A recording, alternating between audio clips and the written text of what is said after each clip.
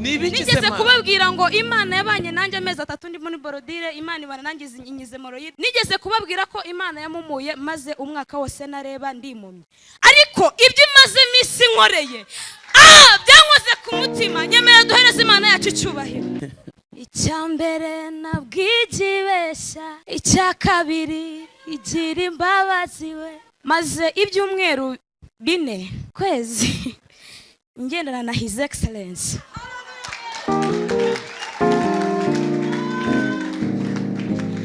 Hano umuntu Imana iguhereza umugisha mukozi w'Imana yavuze ngo ikintu kibabaje no kubera ko iza nyine tukayibona twenyine. Ubu ndi kumva iyaba mwari muhari. Ndashima Imana yabanye nanjye, Imana ikangirira neza ikanoranya mu bahanzi baherekeje nyakubahwa His Excellence.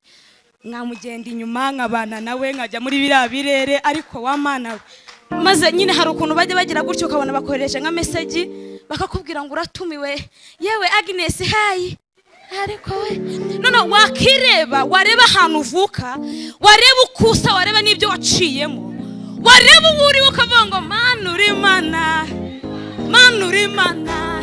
Wari wabona umugisha ugeretse ku wundi. Imana ingiriye neza itumye ngenda muri ibyo birere. Ikindi kintu gikomeye mvuyeyo nakira invitation imbwira ngo mu kwa 12 uratangira kwiga ukomeza amashuri yawe.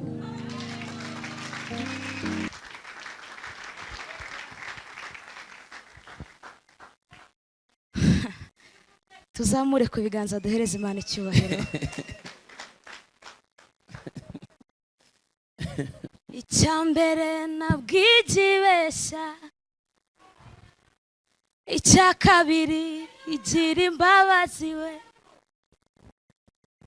icya gatatu ijambo yivugiye ubwayo irikurikirana imyaka 1000.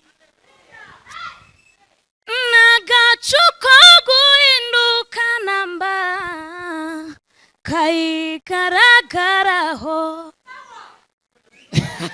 uri Mana yo kwizerwa turirimbane, uri uzahoraho. Haleluya.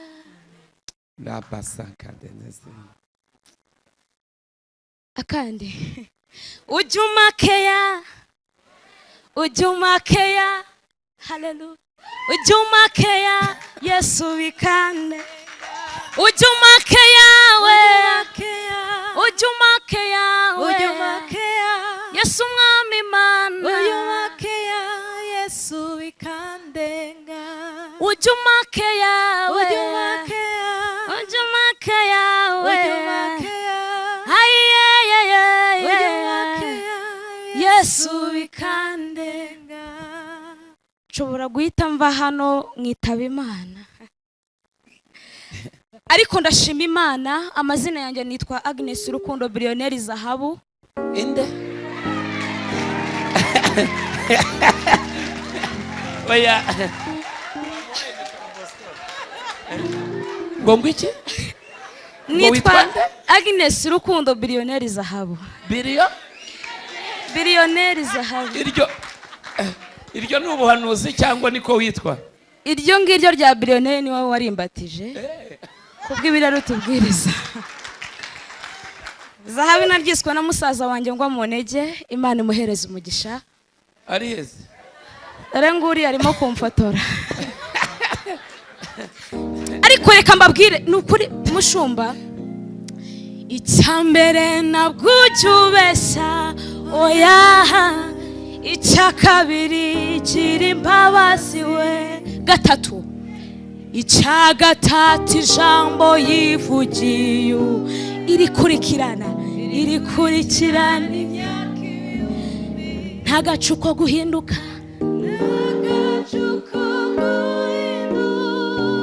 haleluya.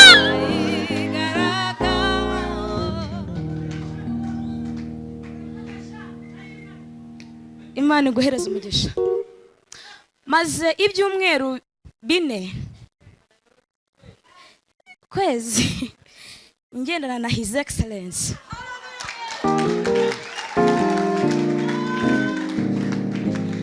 Hano umuntu Imana iguhereza umugisha mukozi w'Imana yavuze ngo ikintu kibabaje ni ukubera ko iza nyine tukayibona twenyine. Ubu ndi kumva iyaba mwari muhari mwarambonye. Imana yangiriye neza,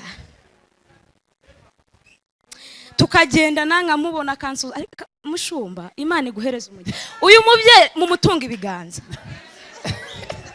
Imana iguhereza umugisha. Nahakure ariko nzahaguma Kefa, nzaguma ha. Mama Peace, nyemera ngiye gupfukama imbere yawe ankozeho ikiganza. Impamvu ngiye kubikora, umukozi w'Imana Profete Jean Paul yigeze kuvuga ngo mu bantu bagenda muri iri torero Mama Peace nawe urimo, kuko ari we muntu numva icyo kirere. Uyu mubyeyi yagiye kunkozaho ikiganza ambwira ngo nawe uzahagume sha. Hanyuma nkomeze ishimwe ryawe.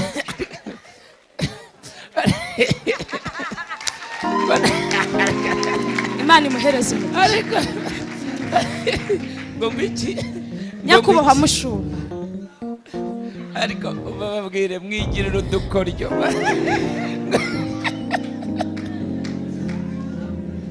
murabona nabigenza gute? Ubundi burandi n'umusizi ngira amagambo menshi, ariko nabuze icyo mvuga. Ndashima Imana yabanye nanjye, Imana ikangirira neza, ikanoranya mu bahanzi baherekeje nyakubahwa His Excellency. Nkamugenda inyuma nkabana nawe nkajya muri biriya birere, ariko wa Mana we, maze nyine hari ukuntu bajya bagira gutyo ukabona bakohereje nka message bakakubwira ngo uratumiwe, yewe Agnes hayi. Ariko we none wakireba, wareba ahantu uvuka, wareba ukusa, wareba n'ibyo waciyemo, wareba uburi ukavuga ngo Mana uri Imana, Mana uri Imana, Mana uri Imana, Mana uri Imana, uri Bayari, uri Dagori, Mana uri Imana, Mana uri Imana, ugira neza, usumba byose. Yangiriye neza, ibana nanjye iranoranya.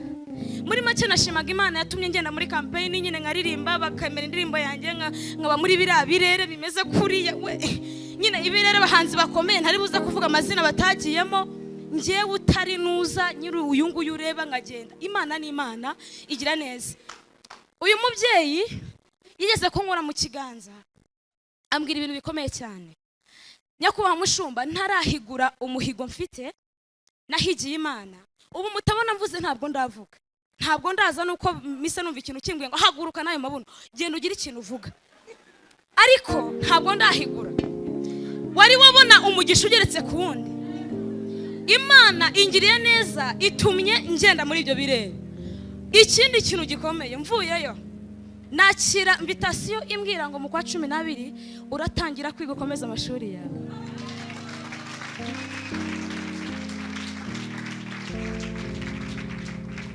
Nakiyita billionaire nguru umusazi gute se? Nyakubahwa mushumba, mfite ibintu byinshi byamenaguye umutwe, nabuze uko nigira, umeze nkiba ndi umusazi nta nubwo mbizi.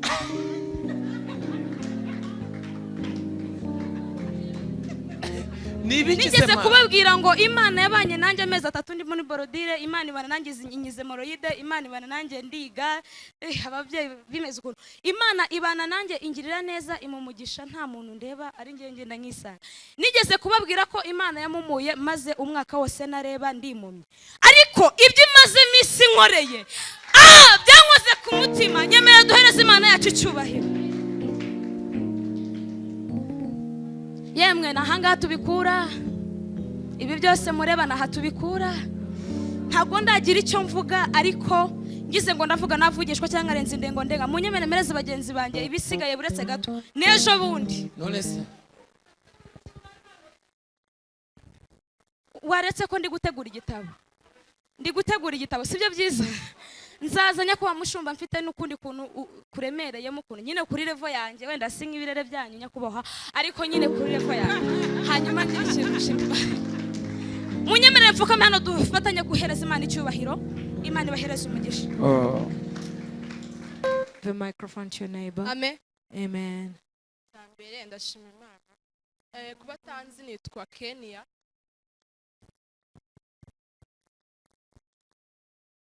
Kuba tanzi nitwa Kenya. Ntago nyine na ahantu mfite nsenge ko ntago ndabatizwa aka kenshi mba ndi hano iyo mvuye ku ishuri. yo Njyewe ikintu kineye gushima Imana nyine nizera Kristo n'umwami wanjye. Njyewe nyine niga CZM nyine ubu ngubu nakoze exam ariko byari ibintu bikomeye. Najyaga njya gusenga akambwira ati nyine ntago kugira ngo nzakore birasaba imbaraga nyinshi cyane. Mfite umubyeyi nkunda cyane, mama akunda kunsengera, ndamushimira cyane kuko Imana yamumpaye. Yaransengeye cyane nanjye mu mbaraga zanjye nk'iyara ndasenga. Ndashima Imana yuko ntigeze ndwara muri exeta kandi ko nabonye cyo kwandika kandi nkanizeye yuko Imana izameze mu rutanifuza nkajya kwiga aho nshaka. Ikintu cyo nshimira Imana byari ishimwe ryanjye mfite ku mutima mbwira ati Imana nimbona icyo nandika nkandika bigakunda, sindwara umutwe, singira ikibazo nzagira na kimwe, nzaza imbere yawe ngushime kuko uzankureba ibitangaza. Ndiye Imana yumve ko nyeheje ishimwe ryanjye rigereho ko rikomeye cyane ko ngiye ubu ngubu ndabohotse muri njyewe. Amen. Hallelujah. ushobora n'umugisha ukomeye cyane. It is a real great blessing. Amen. Amen. Wenda azagira igihe cyo kubyivugira. Probably she will have time to speak for her. Uriya n'umwana wakoreye Imana hano aririmba muri worship team She yawe. served the Lord here. She's a member of the worship team. Na musaza wiwe Even with her brother. yigeze aza kundeba nyambika ingofero n'inkoni. She once came and gave me a rod and a cape. Arambwira ngo mesha umugisha wo guhura n'abakomeye. And she told me, bless me with meeting with great people. Ikintu mvuze uracyumva? Have you heard what I said? Ngira ngo ibindi simbijyamo, amaso yaberetse n'umugisha. So I won't speak much. Your eyes have shown you. It is a blessing. Reba umuntu mwegeranye mubwire ngo nta jambo Imana ivuga ngo rihere. Look at your neighbor and tell them that there is no single word that God says that never comes. Mumbwire ngo uretse n'ibyo n'ijuru tuzaritaha. And tell your neighbor that apart from this, we'll also go to heaven. Amen. Amen. Ngaho shima Imana. Hallelujah. Hallelujah. Amazina yanjye nitwa Ndakaza Tyson. Mfite ishimwe rikomeye cyane muri njyewe. Murabiza benshi abantu biga birihira ni ibintu biba bigoye cyane kaminuza. Nyitangira kwiga nayo navuze ati Imana uzamfasha nzarinde nsoza nacikishije amasomo yanjye cyangwa ngo nyige nabi. Ishimwe mfite rikomeye uku kwezi gushize nagizemo ibibazo byinshi. Mama wanjye ararwara, amafaranga aranshirana kandi ndavuga ati kwiga mbaye mbihagaritse. Ejo kwa gatanu hano muri veye turasenga, pastor aravuga ati saa 12 muraza kwakira igitangaza cyawe. Ubwo ngubwo kwa gatandatu mu gitondo nari nangiye kubwira CP ndamubwira tugende suspendingire, navuze ko nabihagaritse.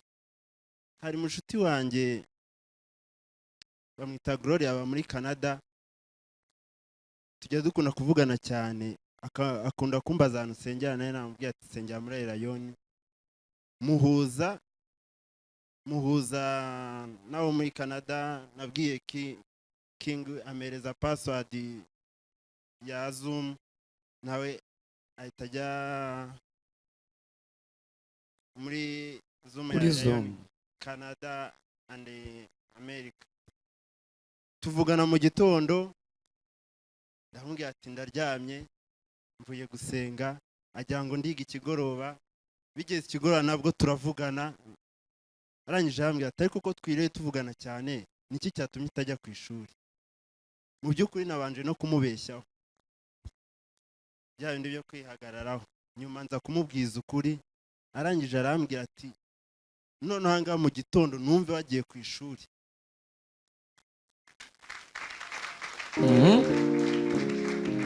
by'ukuri numvishije bindenze njye nta nubwo nanabyizeraga. Arambwira ati numva agiye ku ishuri ntuzagire ikibazo cy'amafaranga, uzi n'ikibazo kindi cyose uzaza ugira ujye umbwira ariko ishuri ryawe rikomeze. Numvishije nishimye muri njyewe. Igitangaza cyabayemo Sepache ajya akunda gususpendinga abantu benshi, ariko njye namubwiye aravuga ngo Ewodi ngo yarabyanze ngo nukujya wigira. Njye nari napanze yuko uno munsi ndi buve hano ku materaniro nkahita njyayo, ariko ishimwe rikomeye nahise nkomeza ishuri ryanjye narihagarikiye.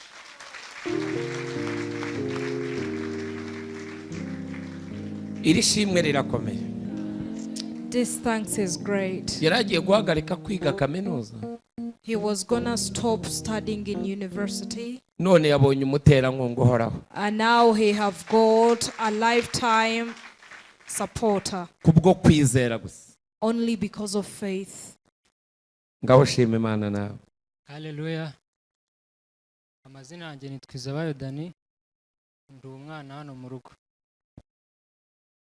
Ngiye gushima Imana ku bintu bibiri Imana yankoreye kuva ngezemo hano, uretse ko ari byinshi cyane ariko nahisemo bibiri by'ingenzi. Icya mbere, natangiye gusengera hano, nakoreraga ku kirwa cya Nkombo. Abatahazi ni mu karere ka Rusizi, ugiye Rusizi ukagenda ukambuka ukajyayo, bavuga n'ururimi rutari ikinyarwanda. Niho nakoreraga. Nizerera kuri YouTube, nkajya nsengeraho kuko kuza i Kigali byabaga bigoye. Mu kwizera kwanjye nza gutanga icyifuzo, nsaba Imana ko nimfasha nkaza gukorera ahantu nzajya mbasha kuza gusengera hano, uko nzajya mbona umwanya kose ntari mu kazi nzajya nza nkasenga. Guhera icyo gihe hari mu kwezi kwa gatatu, nta n'ibyumweru bibiri byashize, umuntu arampamagara ati jya muri systeme wa praying, dore Masaka bashyizeho imyanya. Nashyizeho mu ba mbere, bahita banyohereza iretere mpita nza gukorera i Kigali.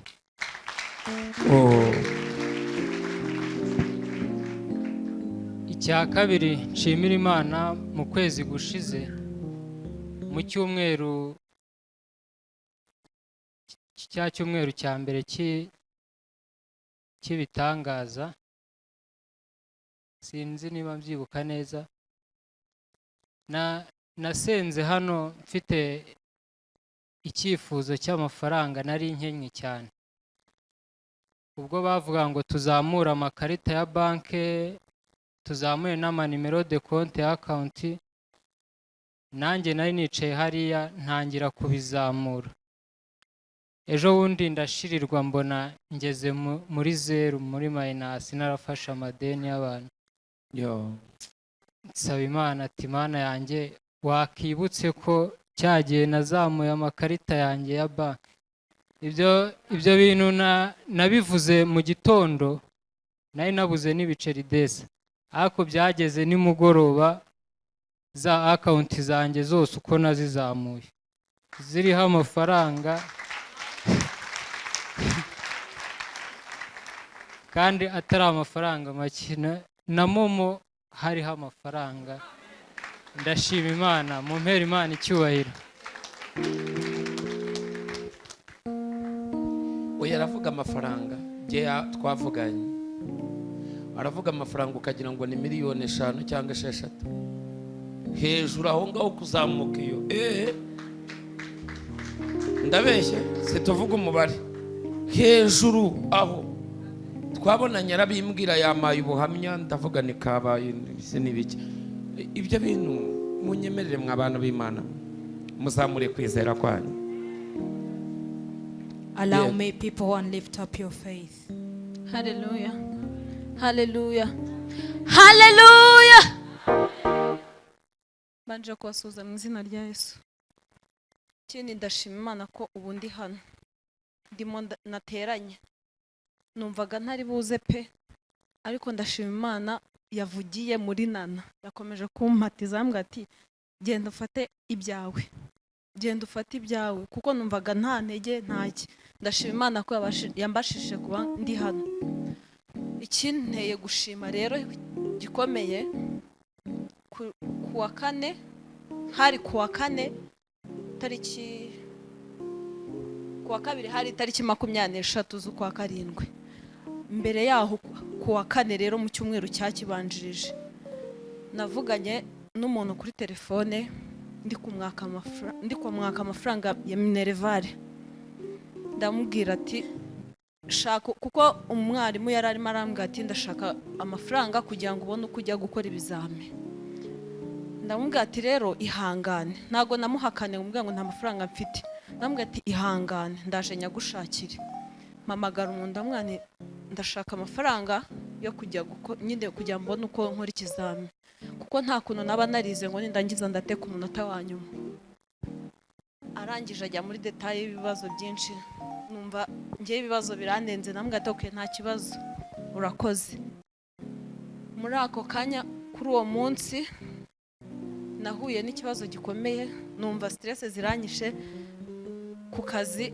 Nari ndi ku kazi bagira ngo ni ibindi kuko narwaye umutwe. Muri ako kanya nisanze ndi kwa muganga, ndi mu bitaro. Aho mbyukiye baravuga ngo mfite amaraso make, ibintu nk'ibyo. Ariko nyine ubwo ngiye nari nzi icyo nzize, nari nzi ikibazo mfite. Ariko ndashima Imana, mwumve ko nishimye. Magaze hano nshima Imana ko kuwa gatanu nashyize akadomo ku rupapuro nkora ikizamini cya leta. Kuko umunsi ndi bugende naje hano nibwo mushumba yatubwiye ngo tuzane udutambaro. Yabivuze ntara, ariko uwo munsi nari nakazanye. Aragasengera, maje kugasengera najya njya ku kizami, kuko hari ukuntu bagusaka bakareba ko nta bintu byo gukopereraho. Ariko nari naranditseho ijambo yari yatubwiye mu byakozwe n'intumwa ku gatambaro. Barambwira ngo ako gatambaro ni nkasiga. Namwe ati ndwaye grippe ntago nasiga agatambaro. Ariko nari nzi icyo gashaka kunkorera. Najya njya ku kizami nkashyiraho mwamundengere, nta kintu mfite mu mutwe wanjye, sinize bihambaye, ariko ndengere mpagaze mu mavuta y'umushumba wanjye. Narinze nkora ikizami ndakirangiza. Nukuri umbajije ngo waratsinze, nakuvuga ko natsinze. Naratsinze pe, kandi ntago nize bihambaye, ariko ndashima Imana, ntago naseba. Ikindi nshima Imana, ndashima Imana ko ejo ku tariki 2 z'ukwa munani nagize anniversaire. Hari kuwa gatanu nayikoze mvuye mu kizami, urumva birumvikana. Ndashima Imana ko amata yabyaye amavuta. Mu mpera Imana icyubahiro, yampuje n'abantu b'umumaro. Ndabakunda cyane. Worship team ndamwe ndabakunda. Mushumba ndagukunda.